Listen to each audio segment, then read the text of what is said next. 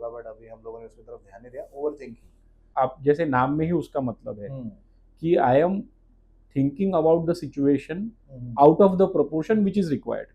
When we deal with the individual, we go with a mindset कि there is no fixed framework. एक advice एक के लिए ठीक रह सकती है, हो सकता है दूसरे के लिए ठीक ना हो, क्योंकि हर किसी का कल्चरल बैकग्राउंड अलग है, हर किसी की अपब्रिंगिंग अलग है, हर किसी के पेरेंट्स की लाइफ की सिचुएशन अलग है, बच्चे की लाइफ की सिचुएशन अलग है, ग्रैंड पेरेंट्स की लाइफ की सिचुएशन अलग है, और हम सब साथ में रह रहे हैं।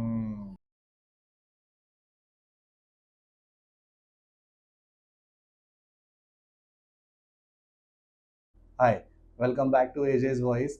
जैसे मैंने बताया कि आज हमारे साथ जो है हमारे गेस्ट, उनका नाम है डॉक्टर श्रेयस मागिया। सर साइकेट्रिक है एंड काउंसलर है। आज हमको सबको पता है कि सब लोग मेंटल इश्यूज फेस कर रहे हैं, बहुत लोग एंजाइटी, डिप्रेशन, इन चीज़ों से जा रहे हैं, बट कहीं ना कहीं किसी के मन में डर है कि ये चीज़ें होती क्या है, इसके लिए मुझे कंसल्ट करना चाहिए या नहीं किसी को। तो वो सब चीज़ें हम लोग आज इस पॉडकास्ट में डिस्कस करेंगे। आप प्लीज़ बिना स्किप किए, बिना फास्ट फॉरवर्ड करिए, एंड तक देखिए, क्योंकि हम लोग आपको बहुत सारे सॉल्यूशंस बताएंगे। सर भी बताएंगे कि नेचुरली या घर बैठे भी बिना मेडिसिन के भी कुछ चीज़ें हो सकती है। तो सर वेलकम। और हमारे पास थोड़ा सा टाइम ड्यूरेशन कम है और मेरे पास क्वेश्चंस बहुत इंटरेस्टिंग एंड ज़्यादा है, तो हम लोग फटाफट इसी पे ज़्यादा फोकस करेंगे डेफिनेटली। तो सर मेरा सबसे फर्स्ट क्वेश्चन ये था कि इंडिया के लोगों में अभी एंजाइटी, डिप्रेशन है थोड़ा सा सुनने में ज़्यादा होता है, तो ये सिचुएशन पहले से भी थी, आप मतलब पहले के ज़माने में, आज से 40-50 साल पहले, कि अभी आपको ज़्यादा लग रहा है? नहीं, सिचुएशन हमेशा से थी पहले, अवेयरनेस थोड़ा कम था, हम लोगों ने ये वर्डिंग सुने नहीं थे, हम लोग इस चीज़ के बारे में ज़्यादा बातें नहीं करते थे। और दूसरा, हमारा एक कॉमन परसेप्शन है इंडिया में कि you should be a superman everywhere ना, you should be able to do all the multitasking and everything and still not complaint about everything. तो पहले ये सब चीज़ों को इतना लाइटली लिया जाता था कि अरे तो तेरी खुद की सोच है, उसको बदल ले, हो जाएगा। तो पहले भी थी, लेकिन अभी पॉपुलेशन भी बढ़ गई है, कंपटीशन बढ़ गई है, तो ऑब्वियसली इसका परसेंटेज भी बढ़ चुका है। वही। एंड सर आज के टाइम में स्टूडेंट्स, यंग प्रोफेशनल में ये सबसे ज़्यादा आपको कौन सा इशू ज़्यादा फेस दिखता है? डिप्रेशन का ज़्यादा दिख रहा है कि एंजाइटीज का ज़्यादा दिख रहा है? एंजाइटी ज़्यादा दिखती है, क्योंकि करियर की अनसर्टेनिटीज रहती है, फ्यूचर की अनसर्टेनिटीज रहती है, कंपटीशन लेवल बढ़ते जा रहे हैं दिन ब दिन। जैसे कल ही मैं एक डाटा चेक कर रहा था जिसमें पिछले 4-5 सालों में the children's students who are appearing for JEE, it has increase to 3 times. तो ऑब्वियसली वो एंजाइटी करियर को लेके, फाइनेंसेस को लेके, अपने फादर मदर के साथ में रिलेशनशिप को लेके, टाइम स्पेंड करने को लेके, मदर फादर के साथ में क्वालिटी टाइम, वो सब चीज़ों को लेके एंजाइटी बढ़ रही है। तो एंजाइटी के सिम्टम्स ज़्यादा है, और ऑब्वियसली उसके साथ साथ में डिप्रेशन के सिम्टम्स भी बढ़ रहे हैं। उसके उसके उसके वजह से ही उसकी वजह से भी है, मल्टीपल फैक्टर्स है। कुछ अभी आजकल जेन जी जनरेशन में रिलेशनशिप इश्यूज ज़्यादा हो रहे हैं, या रिजेक्शन के इश्यूज अगर ज़्यादा हो रहे हैं, या कुछ टॉलरेंस या रेजिलियंस किसी चीज़ का अगर कम हो रहा है, किसी चीज़ को फेस करने का, तो उसकी वजह से रेसिप्रोकेटिवली डिप्रेशन के सिम्टम्स भी बढ़ेंगे, एंजाइटी के सिम्टम्स भी बढ़ेंगे। तो it basically goes hand in gloves, so we can not separate it completely all the time, but वो एक ही चीज़ में दोनों जगह पे भी दोनों सिम्टम्स रह सकते हैं। नाइस। एंड सर ये अभी आपने बहुत सही बताया, सोशल मीडिया की वजह से सोशल एंजाइटी भी, जो अभी हम लोग रिसेंटली टर्म्स देख रहे हैं, मैं अगर कोई रेस्टोरेंट में जाके अगर कोई स्टोरी पोस्ट करता हूँ, यहाँ मैंने यहाँ कैफ़े में जाके ये किया, तो एक फोमो का डर हो जाता है कि मैं ही अकेला हूँ क्या, जो मैं कभी गया नहीं अभी तक, मैंने ये कैफ़े या ये कुछ नया ट्रेंड जो चल रहा है वो फॉलो नहीं किया क्या? तो उसके वजह से भी सर आपको कुछ केसेस आपने हैंडल किए? नहीं होता है ना, डेफिनेटली होता है। ह्यूमन ब्रेन वायर ही उस तरह से हुआ है, ह्यूमन ब्रेन की प्रोग्रामिंग ही उस तरह से हुई है कि we learn from each other. ये जो पूरा हमारा, आप बोल सकते हो कि इतना development, evolution as a human being, as a society जो हुआ है, because we learn from each other.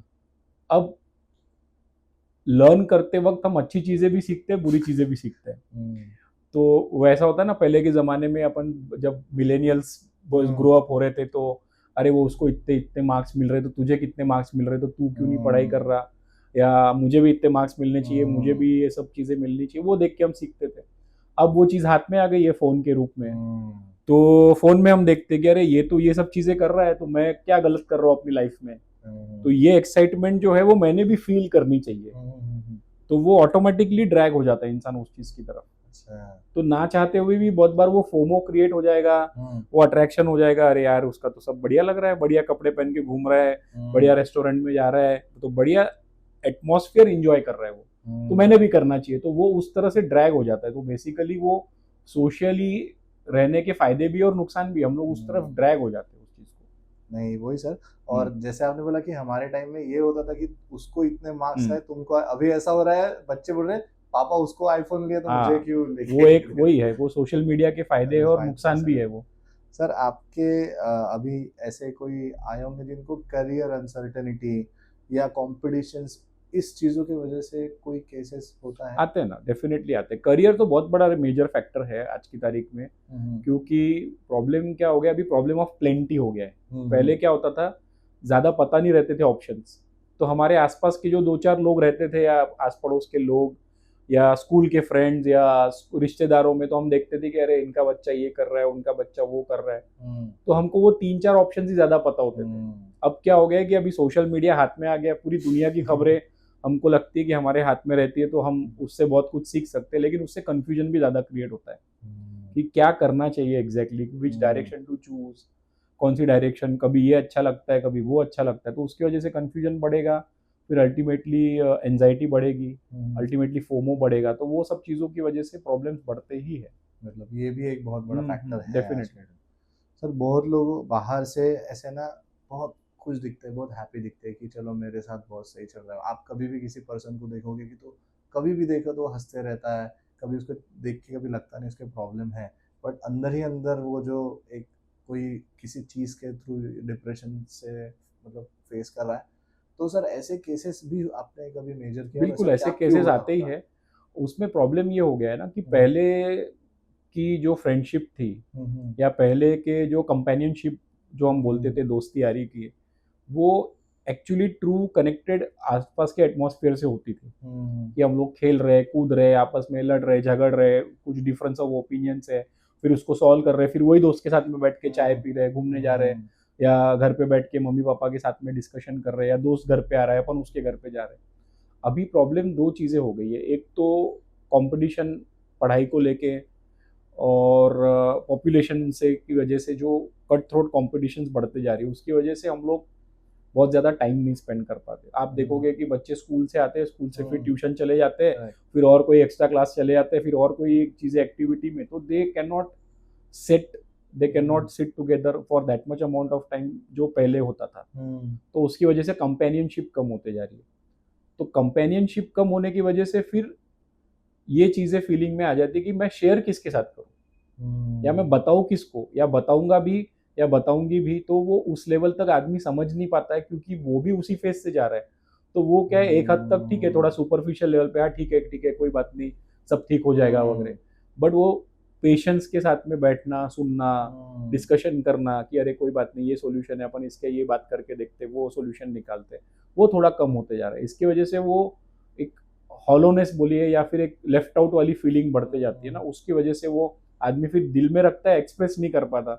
तो आपको फेसबुक पे, इंस्टा पे या कोई सोशल मीडिया पे तो वो अपना रोता चेहरा नहीं बताना चाहेगा, कोई भी, किसी को भी नहीं अच्छा लगेगा, तो वो फिर वैसे ही चेहरा दिखाएगा ना कि जो हैपनिंग है या अच्छा अच्छा दिख रहा है, तो वो फेक आइडेंटिटीज बहुत बढ़ते जा रही है, उसकी वजह से वो फीलिंग ज्यादा आती है लेफ्ट आउट की। है ना सर, आज बहुत लोग हैं इसके बारे में ना अभी तक मतलब ओपनली ही बात नहीं करते सर कि मुझे ये, जैसे मैंने बताया कि मुझे ऐसा कुछ हो रहा है या मुझे एंजाइटी हो रही है, मैं थोड़ा सा डिप्रेस्ड हूँ कुछ मेरे पुराने डिसीजंस की वजह से, या मुझे एंजाइटी हो रही है कि मेरा फ्यूचर में कुछ प्लान्स है या कुछ एग्ज़ाम है या कोई नया प्रोजेक्ट आ रहा है या जॉब के वजह से। तो ये ओपनली क्यों, मतलब क्यों तो हम लोग पता नहीं कर सकते क्यों नहीं बोल रहे, बट अभी भी ये था सर, एक मार्केट में थोड़ा सा वो डर है, तो वो कैसे ओवरकम किया जा सकता है हम लोगों को? नहीं, क्यों नहीं पता कर सकते, क्यों हमको पता है, क्योंकि पब्लिक के दिमाग में एज अ सोसाइटी हम लोगों के दिमाग में ये एक गलत चीज बैठ गई है कि expressing your emotions is a sign of weakness. If you express yourself emotionally, if you express your fear, then the first response what you are going to get, मतलब don't take it otherwise, I don't want to blame anyone, but the from the parents also कि अरे नहीं नहीं ऐसा कुछ नहीं होता, अपने मन को स्ट्रांग रखो, लोग क्या सोचेंगे अगर तुम ऐसा बोलोगे, तो लोग क्या बात करेंगे, तो उस डर के मारे आदमी बोल नहीं पाता। दूसरा सोसाइटी में भी यही है कि इफ यू से कि मुझे किसी चीज का डर लगता है, तो then it is seen as a sign of weakness, कमजोरी की निशानी मानी जाती है, कि means people want to say कि if you feel such kind of thing means you are not psychologically fit, you are not mentally fit. तो उस डर की वजह से क्या होता है ना कि इंसान मन में बहुत बार चीजें रखते रहता है, दिमाग में वो सब चीजें चलते रहती है, फिर सोशल जजमेंट का डर कि लोग इस बारे में अगर मैंने बोल दिया तो लोग क्या सोचेंगे, लोग क्या बात करेंगे, लोग मुझे किस तरह से एनालाइज करेंगे, लोग कहीं मुझे वीक तो नहीं समझेंगे, कहीं मेरे बारे में कुछ गलत कमेंट तो नहीं करेंगे। तो उस डर की वजह से इंसान और उस चीज को मन में रखता है, मन में रखता है, फिर वो बढ़ते जाती है, एक्सप्रेस कर नहीं पाते, वो डर, एंजाइटी और घबराहट, he wants to spare, he wants to talk to someone, but just because of the stigma in the society they cannot come up naturally talking about it कि यार ऐसा हो रहा है, ये सब चीजों का थोड़ा सा तनाव आ रहा है, तो उसकी वजह से वो दिल में ही रख लेते बात, तो इसकी वजह से उनको फिर आगे ये फिर प्रॉब्लम्स बढ़ते जाते हैं मल्टीप्लाइज, क्योंकि वो एक के बाद दूसरा, दूसरे के बाद तीसरा, वो सब इट्स अ चेन रिएक्शन है वो। सर 3 टर्मिनोलॉजीज हम लोग मोस्टली सुनते हैं अगर कोई मेंटल हेल्थ के बारे में बोलता है, स्ट्रेस, एंजाइटी, डिप्रेशन। सर कुछ लोगों को ना इनमें से अभी भी डिफरेंस नहीं पता, और वो अगर उसको वो एंजाइटी फील कर रहा है तो लोग उसको बोलते हैं डिप्रेशन में गया हुआ है, या अगर किसी को स्ट्रेस है, स्ट्रेस की वजह से वो अगर थोड़ा सा पैनिक होता है या अगर कुछ होता है तो बोलता है पागल हो गया है। तो सर पहले तो 3 चीजें जो है इसका बाइफर्केशन बताइए, क्योंकि ऑडियंस को ये समझना चाहिए कि इसको स्ट्रेस की वजह से इश्यूज है, ये एंजाइटी है या डिप्रेशन में। तो 3 टर्मिनोलॉजी से थोड़ा मोस्टली स्ट्रेस और एंजाइटी जो है वो एक they go hand in, depression is all together a different entity, stress anxiety कुछ हद तक साथ साथ में चलता है, लेकिन स्ट्रेस जो रहता है ना वो एक पर्टिकुलर मोमेंट या एक पर्टिकुलर इवेंट को डिफाइन कर सकता है कि because of this I am stress because of my exams, maybe I am stressed because of my interview, maybe I am stressed because of I want to go on the podium and give a lecture, maybe I am stressed because मेरी कोई बड़ी event ऐसा testing conditions आ रही है, maybe I am stressed for the sports person कि मैं perform कैसे कर पाऊंगा, कहीं मेरी विकेट तो जल्दी नहीं आउट हो जाएंगी, कहीं मेरा अपोनेंट मुझसे स्ट्रांग तो नहीं निकलेगा। So these are the trigger factors. उसकी वजह से जब हमको बहुत ज़्यादा अनसर्टनिटी बढ़ जाती है कि क्या होगा, क्या नहीं होगा, कैसे होगा, लोग क्या सोचेंगे, लोग क्या बात करेंगे, then it quantifies into amount of stress which we can quantify कि मुझे इस चीज़ का स्ट्रेस आ रहा है। Anxiety is a free flowing form of emotion in which in a uncertain condition we feel restless और समवेयर वी फील एप्रीहेंडेड कि आगे क्या होगा। सो दैट एंजाइटी और स्ट्रेस जो है ना वो बहुत हद तक हैंड इन ग्लोव साथ साथ ही चलते हैं। Depression is altogether a different phenomenon in which we feel for at least 2 weeks, 3 weeks, we feel low, हमको उदास लगेगा, मायूस लगेगा, कुछ काम करने की इच्छा नहीं होगी, कुछ काम करने का मन नहीं होगा, जो चीज़ हमको पहले अच्छी लगती थी वो अब हमको नहीं अच्छी लगने लगेगी, हमको उसमें इंटरेस्ट नहीं आएगा। That is a symptom of depression. Basically उसके सिम्टम्स रहते हैं। तो हर साइकोलॉजिकल इशू डिप्रेशन नहीं रहता है और हर साइकोलॉजिकल इशू एंजाइटी भी नहीं रहती है, बट कॉमनली यूज टर्मिनोलॉजी इसलिए बन गई है ये क्योंकि ये डे टू डे की चीज़ों में हम इसको डेली फेस करते हैं। एग्जाम में बच्चा जा रहा है, उसको पास होगा या फेल होगा, मार्क्स कितने आएंगे नहीं आएंगे, स्कोर अच्छा कर पाऊंगा नहीं कर पाऊंगा, उसकी एंजाइटी होती है। बट वो बहुत जब बढ़ जाता है, कॉन्स्टेंटली वही चीज़ रूमिनेट होती रहती है, then it gets converted into bigger form of stressful condition. ऐसा है। एंड सर अभी नया टर्मिनोलॉजी तो नहीं बोल सकते, बट ये अभी जेनजी में या फिर यंगस्टर्स में ज़्यादा सुनाई देता है, या फिर या मे बी पुराने टाइम पे भी होता होगा, बट अभी हम लोगों ने उसकी तरफ ध्यान नहीं दिया। ओवर थिंकिंग, कि कोई भी सिचुएशन में ओवर थिंकिंग की वजह से भी आपके जो होने वाली अच्छी चीज़ है वो बिगड़ जाती है, या उसके वजह से आप बहुत ज़्यादा रेस्टलेस हो जाते हो, जो जितना आपने परफॉर्म करना है उससे भी कम होते हो। तो ओवर थिंकिंग के कुछ सिम्टम्स होते हैं कि वो भी एक ऐसा नहीं नहीं, ओवर थिंकिंग के सिम्टम आप जैसे नाम में ही उसका मतलब है कि I am thinking about the situation out of the proportion which is required. For example, let's say for if I am appearing for an exam, तो थोड़ा डर होना जरूरी है मन में. Why? ये मैं बोल रहा हूँ क्योंकि डर जो है that keeps us in check. Correct. अगर मैं डरूंगा नहीं या मुझे थोड़ा सा डर नहीं होगा फेल होने का तो मैं पढ़ाई नहीं करूंगा. सिंसियरिटी नहीं रहेगा. मुझे डर नहीं लगेगा तो मैं पढ़ाई नहीं करूंगा. अगर मुझे किसी ने बोल दिया कि आपको कोई एग्जाम देने की जरूरत नहीं है, आप सिर्फ स्कूल में आओ, कॉलेज में आओ, अटेंडेंस लगाओ, आपकी कोई एग्जाम नहीं होनी है, आपको पास कर देंगे, आपको जितना पढ़ना पढ़ लेना. 99.99 कोई नहीं पढ़ने वाला परसेंट है ना. वो थोड़ा सा डर कि अगर मैं नहीं पढ़ूंगा तो मैं फेल हो जाऊंगा या मुझे कम मार्क्स मिलेंगे या मुझे फ्यूचर में एडमिशन नहीं मिलेगा या मेरा career will be at stake, that keeps us in check. That is a basic animal tendency, not even human tendency. That anxiety of survival or that fear of survival keeps us alert, and that is good. So हम लोगों के इसमें psychology में एक terminology है जिसमें हम लोग एक बेल शेपेड कर्व यूज करते हैं समझाने के लिए कि जैसे जैसे जैसे हमारी एंजाइटी बढ़ती है थोड़ी थोड़ी वैसे वैसे हमारा परफॉर्मेंस ऊपर जाते जाता है, क्योंकि मैं अलर्ट ज्यादा रहूंगा ना. मैं ज्यादा अलर्ट रहूंगा तो मैं ज्यादा अच्छे से उस चीज को प्रिपेयर करूंगा.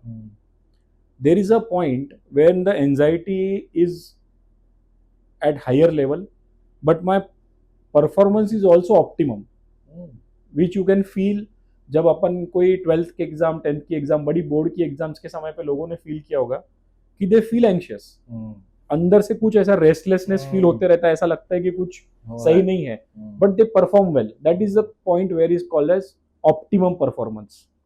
बट इसके बाद में भी जब डर बढ़ने लगेगा, मतलब अगर मुझे डर आया कि मैंने पढ़ना चाहिए और मैंने पढ़ना शुरू कर दिया, मैं नहीं पढ़ूंगा तो मैं फेल हो जाऊंगा, तो वो डर मेरे परफॉर्मेंस को ऑप्टिमम पॉइंट तक लेके जाएगा. लेकिन अगर मैं पढ़ने बैठा या कुछ काम करने बैठा, टास्क करने बैठा, लेकिन वो डर कम ही नहीं हो रहा है मेरे दिमाग से कि यार नहीं अब तो मैं फेल ही होने वाला हूँ, मेरे मार्क्स कम ही आएंगे, या ऐसा नहीं होगा तो मेरा क्या होगा, या मेरे मार्क्स कम हो गए तो, या फिर मेरा परफॉर्मेंस डाउन हो गया तो, देन वो एंजाइटी भी बढ़ते जाती है और परफॉर्मेंस भी डाउन होते जाता है. So that is the point where your performance declines. This is where the role of over thinking comes, when we are thinking of the situation constantly and not taking action or unable to take the actions to find out a solution.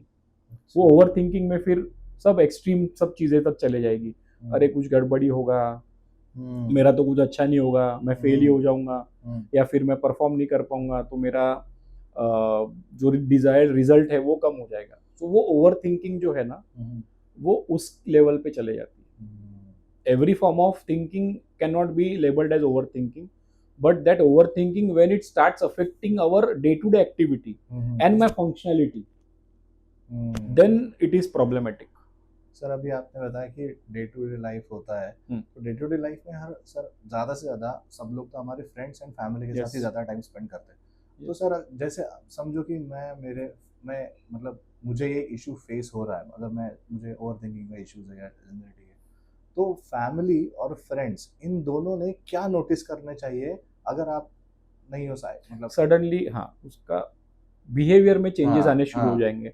Suddenly मैं थोड़ा सा ज्यादा lost दिखने लगूंगा, या वो individual जो है वो सडनली थोड़ा सा इंटरेक्शन कम हो जाएगा, उसका जॉलीनेस, हैप्पीनेस वाला नेचर जो है, हैप्पी गो लकी टाइप, वो थोड़ा कम हो जाएगा. थोड़ा सा उसका परफॉर्मेंस बाकी सब चीजों में या ध्यान जो है वो भटकना शुरू हो जाएगा, क्योंकि वो व्यक्ति या वो इंसान अपने खुद के बैकग्राउंड में जो थॉट्स चल रहे हैं उसकी तरफ उसका ध्यान भटकना शुरू हो जाएगा, रादर देन वो एटमॉस्फेयर में जो कनेक्ट हो रहे हैं या डे टू डे की एक्टिविटीज में जो हमको होना चाहिए कनेक्टिविटी बात फील करते वक्त, वो धीरे धीरे थोड़ा सा लॉस्ट होना शुरू होता है. These are the early signs where we can think that individual has something going on in the mind which is he or she is not able to overcome it, or he or she is not able to neglect towards or stop it. So that is where the role of the family members and friends come ki if we find any kind of behavioral changes, even minute, which was not there earlier, that is the sign where we can pick and help an individual. अच्छा These sir, are the first red flag sign. हाँ sir, मुझे ये भी एक पता नहीं, अभी एक थोड़ा सा अलग टाइप ऑफ क्वेश्चन है बट इसके रिलेटेड ही है। सुसाइडल थॉट्स भी आने लगते हैं सर बहुत बार, बहुत बहुत स्टूडेंट्स को आते हैं, रिलेशनशिप्स में होता है, ब्रेकअप हो गया लड़का लड़की किसी का, या फैमिली मैन को भी होता है कि यार मैं एक अच्छा पेरेंट नहीं मतलब बन सकता हूँ। तो कौन सा सिचुएशन हो सकता है सर, हम लोग ऐसा एनालाइज कर सकते हैं कि ये इस फेज में मतलब शायद तक ये इसके दिमाग में सुसाइडल थॉट तो नहीं जा रहे। सुसाइडल थॉट अगर किसी के दिमाग में आ रहे या नहीं आ रहे, वो तो जब तक आप उनसे पूछोगे नहीं, वो प्रेडिक्ट करना बहुत मुश्किल है। So first suggestion is never take it lightly. थोड़ा सा भी हमको अगर बिहेवियर में चेंज लग रहा है इंसान के, व्यक्ति के, स्टूडेंट के, तो फर्स्ट रिस्पॉन्सिबिलिटी इज कि we should go and talk to them. When the जैसे इनिशियल बिहेवियर चेंजेस थोड़ा थोड़ा शुरू होगा, अगर वो चीज़ नहीं कंट्रोल हो रही है तो बढ़ते जाएगा वो। So then it can reach to a point of extreme where the individual feel hopeless, worthless, कि भैया अब there is no solution rather than ending my life. वो एक्सट्रीम तक जाने के पहले अगर हम उसको हेल्प कर लेते हैं, वो बिहेवियर में चेंजेस या उसके बिहेवियरल पैटर्न में, उसके हर किसी का ना एक बिहेवियरल पैटर्न तय हो जाता है, वो किस तरह से बात करेगा, किस तरह से लोगों से इंटरेक्ट करेगा, उसका एक डे टू डे का रूटीन बन जाएगा। वो रूटीन में वो चेंजेस वो जब शुरू हो जाएंगे या उसके बिहेवियर में, बर्ताव में चेंजेस शुरू हो जाएंगे, दैट इज द पॉइंट कि where we can help. We should definitely intervene without hesitation. Definite, though individual will hesitate to tell you, but you should be insistent enough to reach to their core and at least give them confidence कि okay, we are not going to judge you in any other ways, positively, negatively. We are there to listen to you, not to judge. हम मदद करने के लिए है, हम judgement नहीं करेंगे, हम कोई डिक्टम पास नहीं करेंगे, हम कोई ऐसा एडवाइस नहीं दे देंगे कि नहीं नहीं ये कर लो वो हो जाएगा। We are there to listen to them first, then they will definitely open up. If they are still not opening up, then immediately take them to a psychiatrist or psychologist. Sir एक word मैंने आपके इससे पकड़ा, advice. Sir advice ये situation में पूरा game changer है I think मेरे तरफ से। और दोस्त लोग एक तो बेस्ट एडवाइस देते हैं अगर आपके साथ अच्छे फ्रेंड्स हो, नहीं तो वर्स्ट। जैसे फॉर एग्जांपल अगर कोई ये फेस है, कुछ नहीं होता, दारू पी ले, स्मोकिंग कर लो या ड्रग्स ले लो, तो ये भी एक गलत, मतलब उसको अलग ट्रैक पे लेके जाएगा कि वो सुधरने से ज्यादा डिस्ट्रैक्ट होना वही होता है। प्रॉब्लम क्या है, मतलब I don't know should I say this, India में प्रॉब्लम क्या है कि intentions are good, majority people के intentions are good when it comes to helping them, but the problem is with the knowledge. Correct. And every third individual अपने vicinity में they feel they have certain और the other kind of medical knowledge. तो मैं कितनी मदद कर लूँ उसको वो मेडिकल एडवाइस देके, और उसको कितना बचा लूँ उसमें से, तो उसमें वो उनको जो समझ में आता है वो एडवाइस दे देते हैं।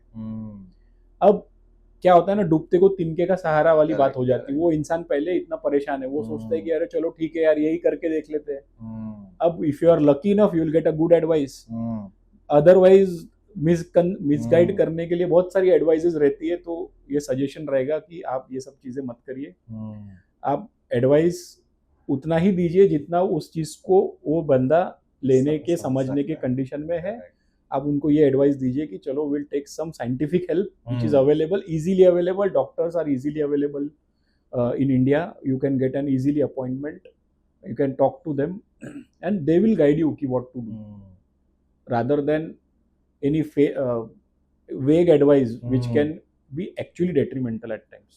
So it's very difficult to predict कि कौन सा बंदे को किस चीज की तब जरूरत रहेगी और हम क्या बोल दे और वो उसको सही में सच मान ले। तो इट्स वेरी डिफिकल्ट टू जज। तो बेटर है कि आप कंसल्ट करिए, थोड़ा कंसल्ट करिए आप इमीडिएटली, तो ज्यादा अच्छे रिजल्ट्स आएंगे आपको। एंड कंसल्टेशन के ऊपर ही सर, जैसे इंटेंशन अच्छे रहते हैं लोगों के, मैं ये नहीं बोल रहा हूँ, intentions are always good, they want to help, but क्या हेल्प मिलनी चाहिए वो बहुत ज्यादा ही मायने रखता है। नहीं, एंड वो प्रॉपर होनी चाहिए ना। सबसे बड़ी हेल्प है आपका support. Correct. emotional support ki we are there with you, that is the biggest help anyone wants in this planet. We are social animals. As a human being we cannot stay alone. We want to remain connected with people. Correct. And this is a basic human tendency.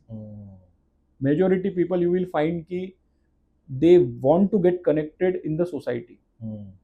So best advice is stay connected with them, provide them with the emotional support. Do not judge people on the terms of their sudden outburst of behavior.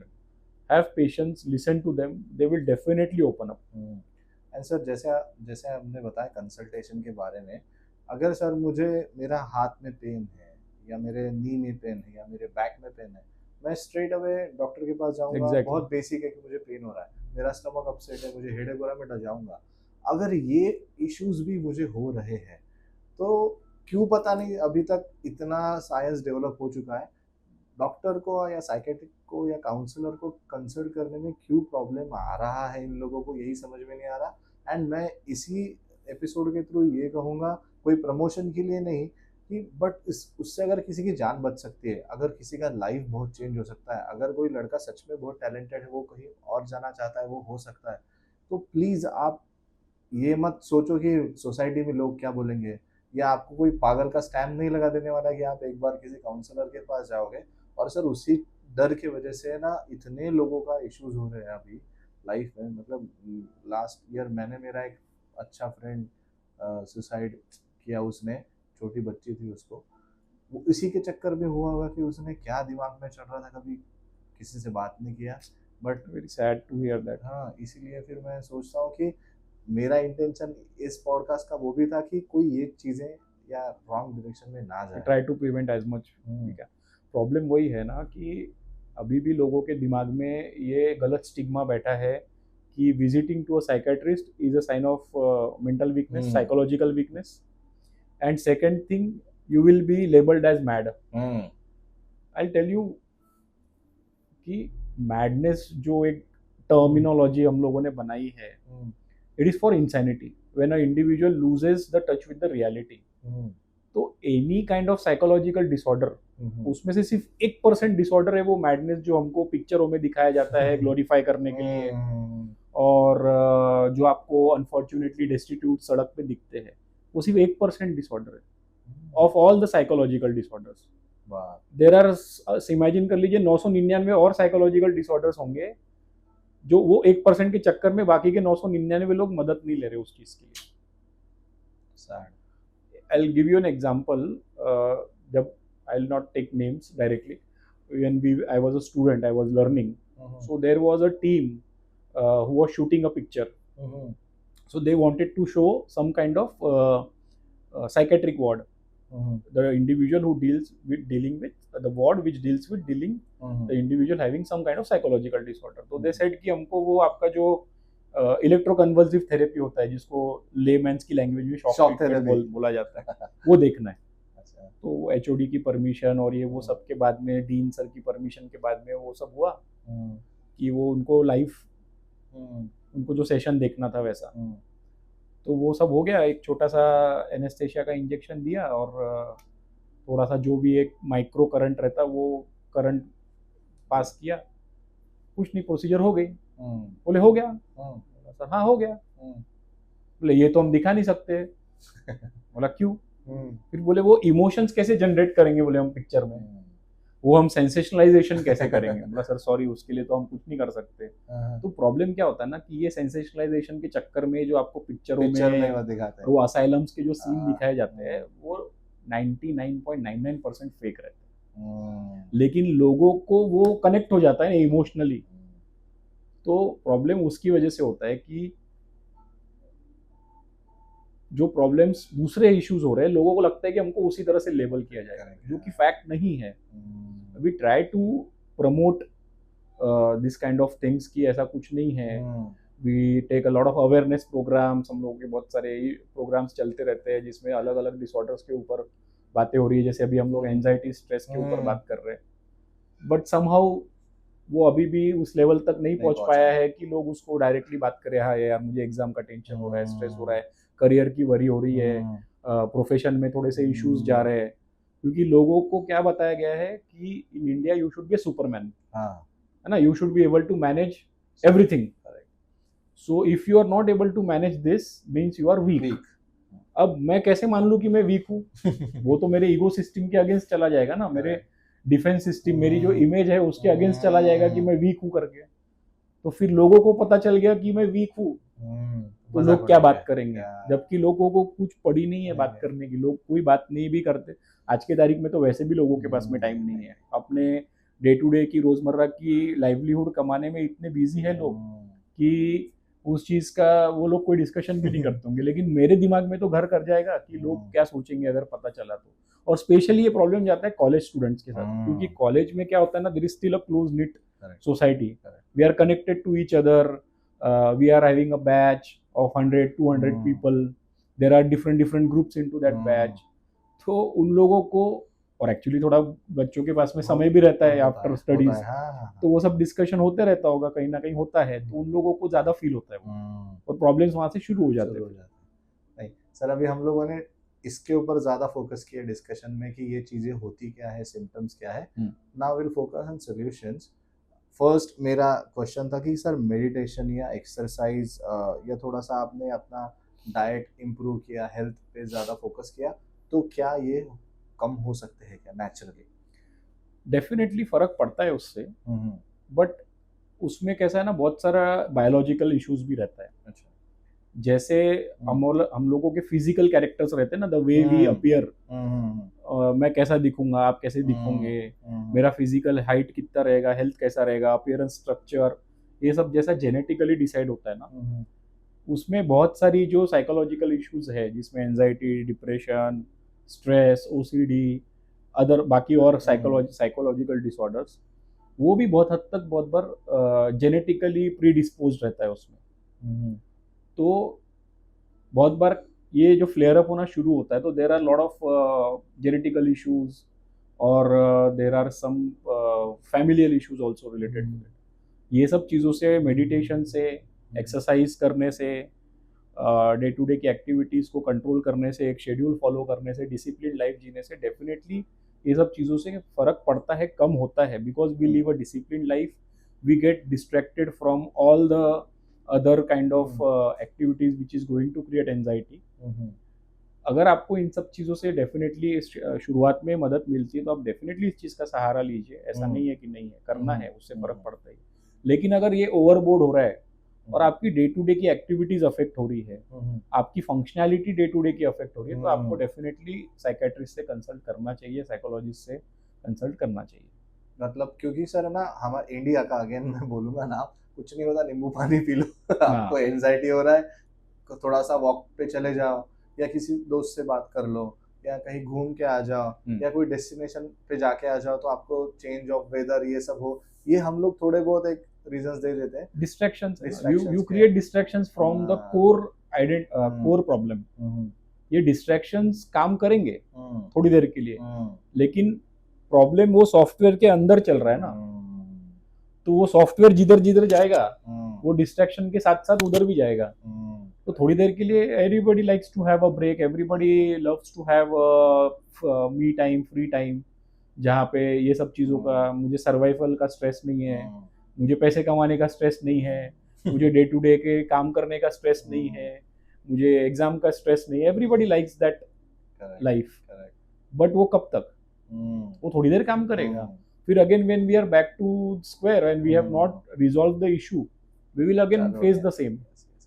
तो meditation हो गया, exercise हो गया, उसमें deep breathing exercises भी आती है, उसमें बॉक्स ब्रीदिंग एक्सरसाइजेस भी आती है, उसमें different kind of cognitive exercises, जिससे हमारे साइकोलॉजिकल और थिंकिंग पावर बढ़े, वो सब आती है। उससे फर्क पड़ता है डेफिनेटली। अगर आपको वो ट्राई करके आपको मैनेजेबल हो रहा है तो अच्छी बात है, लेकिन अगर नहीं हो रहा है तो बहुत दिन तक बढ़ते रहने देने के लिए उससे नुकसान ज़्यादा होने वाला है। तो बेटर है कि जल्दी से जल्दी हेल्प लिया जाए उसके बाद।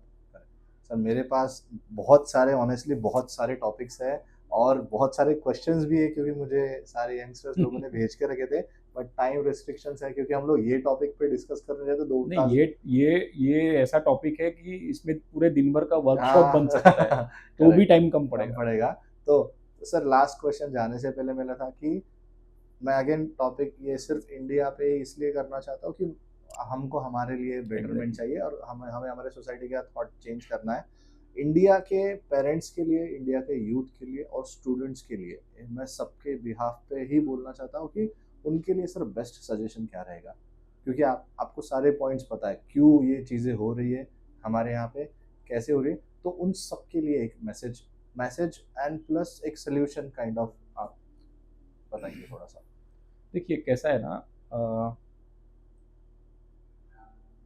साइकेट्री में when we deal with the individual, we go with a mindset कि there is no fixed framework.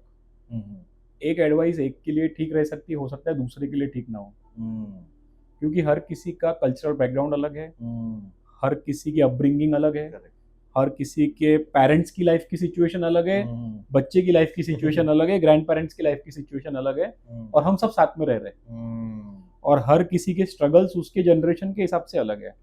Gen Zs के अपने स्ट्रगल है, मिलेनियल्स के अपने स्ट्रगल है, अल्फा आएगी तो उनकी और अलग स्ट्रगल रहेंगे, अपने पहले जो ग्रैंड पेरेंट्स थे उनकी जनरेशन के स्ट्रगल अलग। तो हर एक का ना एक्सपीरियंस एक जैसा मैटर करता है, क्रक्स एक बनता है, लेकिन वो एक्सपीरियंस का क्रक्स हर किसी के ऊपर लागू नहीं हो सकता।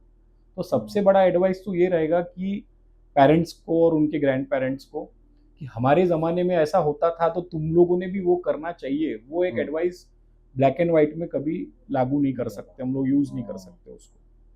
सो सुनना, listening to the needs of an individual, that is the biggest help what we can do to someone. Listen to the needs, listen to the emotional cry, listen to the emotional requirements. भावनाओं से जुड़ी हुई जो चीजें हैं वो बहुत difficult रहती है लोगों को मैनेज करना। तो पहली सबसे बड़ी एडवाइस है कि we should be a good listener. Second thing is we should not jump to the conclusions कि नहीं ऐसा हुआ इसलिए ऐसा हुआ, हमारे साथ ऐसा हुआ इसलिए तुम्हारे साथ भी ऐसा ही होगा, या उस सिचुएशन में ऐसा हुआ इसलिए इस तरह से करना चाहिए। Do not jump to the conclusions, क्योंकि हर एक के इश्यूज अलग रहेंगे, जनरेशन टू जनरेशन प्रॉब्लम्स बढ़ेंगे और उसके सॉल्यूशंस भी बदलेंगे। थर्ड थिंग इज कि we should not pass on the judgements blanket कि भाई अब तो तुम्हारा कुछ होने नहीं वाला है, हाँ। या तुमको तो अभी तुम इतने वीक हो गए हो कि तुमको तो अभी सब चीज़ों की ज़रूरत पड़ रही है, हमारे ज़माने में तो ऐसा होता नहीं था, मेरे घर पे तो ऐसा नहीं होता है, तुम्हारे घर पे कैसे क्या ये हो रहा है। सी सबकी सिचुएशंस अलग है, तो एक ब्लैंकेट स्टेटमेंट में एडवाइस देना बहुत मुश्किल है, तो वो नहीं करना चाहिए। अगर ये 3-4 चीज़ें हमने फॉलो की and if we listen to the individuals need, emotional needs, stress is real, anxiety is real, as I told you कि anxiety keeps us on the edge to be alert about the situation. ये basic animal instinct है जो हमको generation to generation even with evolution pass on हुआ है।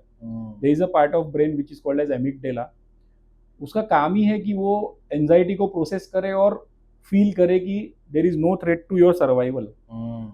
तो any kind of threat to the survival in the form of physical attack, वो तो सब होता नहीं आजकल, we live in a civilised society, तो वो परसेंटेज तो बहुत नहीं के बराबर है, there is law and order, तो वो नहीं होगा। So then the another attack what we feel is on our virtual identity. Whatever we do in our life is to create comfort and name, right? है ना, पहले हमारे needs हम लोगों को पूरा करना है लाइफ के, उसमें करियर, पैसा, खाना पीना, घर, कंफर्ट, ये सब चीजें आ गई। उसके बाद में क्या, उसके बाद में then there is a urge for identity कि what is the role of my existence on this planet. So then we need to find our, everybody is on the spree to find their identity कि भैया मैं भी कुछ हूँ इस दुनिया में, people should recognize me. तो वो then everything comes to that anxiety level कि there is a, if the threat is to identity then it will create a kind of apprehensive situation in which we are not certain about the future and the results. So that anxiety itself is very problematic at times when it goes overboard. तो वो इतना परेशान हो जाता है इंसान कि वो एक्सप्रेस भी नहीं कर पाता, और specially when we don't have a conducive environment, कि जब हमारे पेरेंट्स भी सुनने के मूड में नहीं रहते, या शायद उनको पता नहीं रहता है कि कैसे सुनना चाहिए या क्या उस बातों पे रिएक्ट करना चाहिए। फ्रेंड्स, अब जैसे हम हैं वैसे भी इस एज के हमारे फ्रेंड्स भी रहेंगे, तो जनरल जो सब हमको सिखाया गया वो भी उनको सिखाया रहेगा, तो वो भी एक, so better is to listen first, do not jump to conclusions to give advice, that is most required. So ये 3-4 चीज़ें बेसिक की, you should be a good listener, you should calmly sit and listen what are the requirements, do not jump to the conclusions, do not pass judgments, and spend time to provide the emotional warmth to the individual. ये 4-5 चीज़ें अगर हमने कर ली ना, we can prevent a lot of disasters and lot of issues in the society where that stress and anxiety is taking over a lot. Thank you so much, आपने बहुत सही बताया। मैं कंक्लूड यही करना चाहता कि अगर आज के इस एपिसोड से आपको एंजाइटी, स्ट्रेस, ओवर थिंकिंग या इनमें से कुछ भी चीज़ें सीखने को मिली है, तो ये प्लीज़ वीडियो उन लोगों के पास पहुंचाओ जिनको ये, जो लोग साइलेंटली स्ट्रगल कर रहे हैं अपने लाइफ में एंड जिनको इसकी सच में ज़रूरत है। क्योंकि मेंटल हेल्थ के बारे में बात करना ये वीकनेस नहीं है, बेसिकली अवेयरनेस है, सबको पता चलना चाहिए। अगर आप स्टूडेंट हो या पेरेंट्स हो या कोई यंग प्रोफेशनल हो जो ये सब चीज़ें कर रहे हैं, तो ये कन्वर्सेशन आपके लिए सुनना भी बहुत ज़रूरी है। तो प्लीज़ ये सब आप मत करो।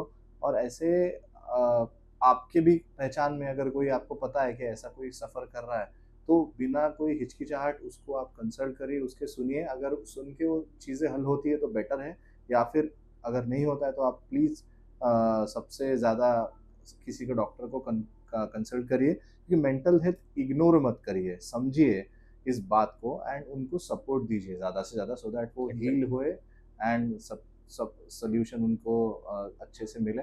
Thank you so much Shreyas sir, आपने बहुत सारे क्वेश्चंस मेरे बहुत ऑन पॉइंट आंसर्स देके कवर किए। मेरे पास थे क्वेश्चंस, बट हम लोग जैसे आपने बताया कि कितना भी बात करें ये पूरा दिन कम पड़ेगा है।